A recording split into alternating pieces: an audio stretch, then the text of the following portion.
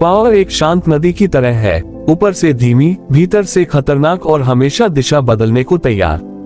Robert Greene इस किताब में बताते हैं कि दुनिया को चलाने वाली असली ताकत स्किल, टैलेंट या मेहनत नहीं है, बल्कि ह्यूमन बिहेवियर, साइकोलॉजी और स्ट्रैटेजी है। किताब का मूल संदेश ये है कि शक्ति कभी सीधे नहीं ली जाती, उसे धीरे धीरे, परत दर परत कमाया जाता है। किताब हमें बहुत पुरानी हकीकत याद दिलाती है कि लोग भावनाओं से चलते हैं, लॉजिक से नहीं। ईगो, इनसिक्योरिटी, एम्बिशन और फियर पावर की दुनिया की असली करेंसी है। जो इन्हें समझ लेता है वही आगे बढ़ता है। ग्रीन कहते हैं कि दुनिया में दो तरह के लोग होते हैं, एक वो जो पावर की साइकोलॉजी को समझकर खेल खेलते हैं और दूसरे वो जो नाइव होकर खेल का हिस्सा बन जाते हैं। पावर उन लोगों को पसंद नहीं करती जो अपनी कमजोरियां खुलकर दिखा दे। आपको हमेशा अपनी ताकतों को कम दिखाना चाहिए और कमजोरियों को छुपाना चाहिए, ताकि लोग आपको लो रिस्क मानकर अंडर एस्टिमेट करें। यही अंडर एस्टिमेट होना आपका सबसे बड़ा वेपन बनता है। पावर का पहला प्रिंसिपल ये है कि आपको कभी उस व्यक्ति को ओवरशैडो नहीं करना चाहिए जो आपसे ऊपर है। लोग अपनी पोजीशन और ईगो को बहुत जल्दी खतरे में महसूस कर लेते हैं। अगर उन्हें लगे कि आप उनसे ज्यादा चमक रहे हो, तो वे आपको खत्म करने में देर नहीं लगाएंगे।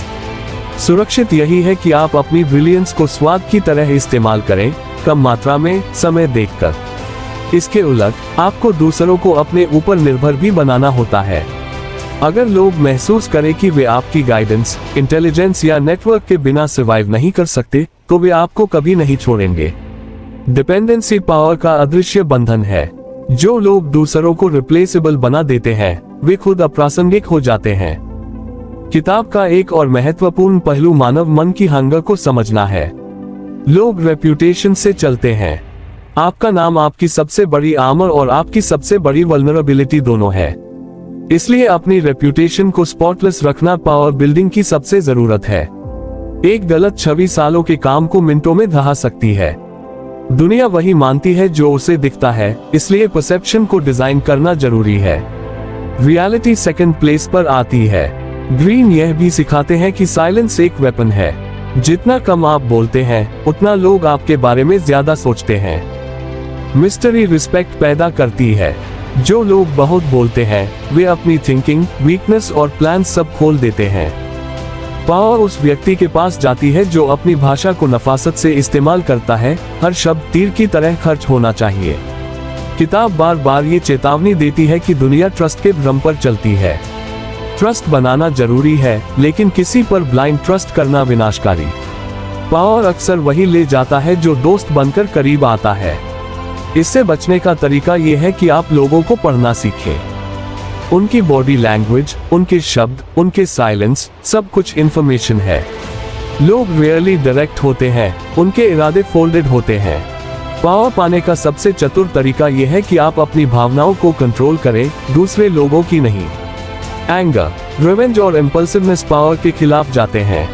अगर किसी ने आपका नुकसान किया हो, तो उसे तुरंत जवाब देना स्ट्रैटेजी नहीं होता, वह बस एक भावनात्मक प्रतिक्रिया है। असली जीत वह है जिसमें आप मौके का इंतजार करते हैं और सटीक समय पर मूव करते हैं। दुनिया टाइमिंग से चलती है, ताकत से नहीं।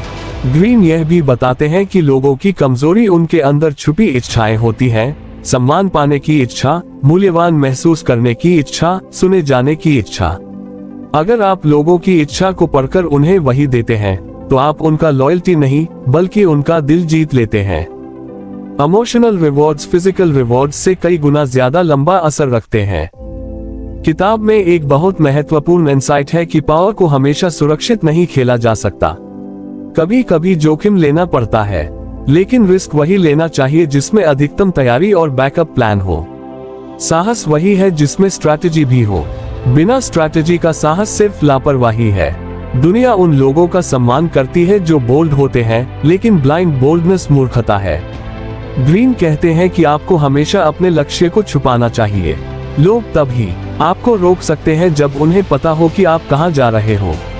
अगर आपके मूव्स अनप्रेडिक्टेबल हो, तो उन्हें काउंटर करना असंभव हो जाता है। एम्बिग्युइटी एक प्राकृतिक स्मोक स्क्रीन की तरह काम करती है। किताब यह भी सिखाती है कि कभी कभी हार दिखाना भी पावर मूव होता है।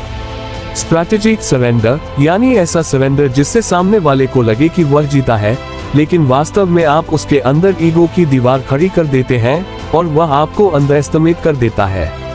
बाद में इस अंडर एस्टिमेट का फायदा उठाकर आप गेम पलट सकते हैं। पावर का एक खूबसूरत लेसन यह भी है कि आपको अपने ऑप्शंस ओपन रखने चाहिए। ऑप्शंस जितने कम होंगे उतनी ही डिपेंडेंसी दूसरों पर बढ़ेगी और उतना ही मैनिपुलेशन आसान होगा। ऑप्शंस जितने ज्यादा होंगे उतनी ही आपकी नेगोशिएशन पावर बढ़ेगी। फ्री हमेशा महंगा पड़ता है, जो फ्री मिलता है वह कॉस्ट बनकर लौटता है। इसलिए वैल्यू एक्सचेंज में क्लैरिटी सबसे मजबूत रणनीति है। किताब बताती है कि आपको दुनिया को जैसा है वैसा देखना होगा, जैसा आप चाहें वैसा नहीं। लोग भावनाओं से चलते हैं, लॉजिक सिर्फ जस्टिफिकेशन का काम करता है। पावर उन लोगों को मिलती है जो हार्ड ट्रूथ्स को स्वीकार करके खेल खेलते हैं। ये किताब सिनिकल नहीं, प्रैक्टिकल है। यह आपको दुनिया की उन परतों को दिखाती है जिन्हें लोग आमतौर पर अनदेखा करते हैं। अंत में ग्रीन कहते हैं कि पावर कोई खराब चीज नहीं है, ये एक टूल है। अगर सही दिशा में उपयोग हो तो ये लीडरशिप बनती है, गलत दिशा में जाए तो टिरनी। पावर खुद में नैतिक या अनैतिक नहीं, उसका उद्देश्य उसे मॉरल बनाता है। असली ताकत वही है जिसमें स्ट्रैटेजी हो, पेशेंस हो और खुद के ऊपर कंट्रोल हो।